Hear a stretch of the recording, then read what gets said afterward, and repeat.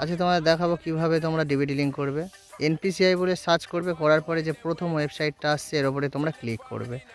করলে এরকম একটা পেজ ওপেন হবে, যেখানে তোমাদের লেখা আছে দেখো কাস্টমার বলে। এই কাস্টমারের উপরে তোমরা ক্লিক করবে। করলে তোমাদের এখানে একটা লেখা দেখতে পাচ্ছ যে ভারত আধার সেটিং এনাবেল বেস বলে, এর উপরে ক্লিক করবে। করলে সবার উপরে দেখতে পাচ্ছ আধার সেটিং ডিসেটিং বলে, এর উপরে তোমরা ক্লিক করবে। করার পরে এরকম একটা পেজ ওপেন হবে, যেখানে তোমরা তোমাদের আধার কার্ড নাম্বার বসাবে।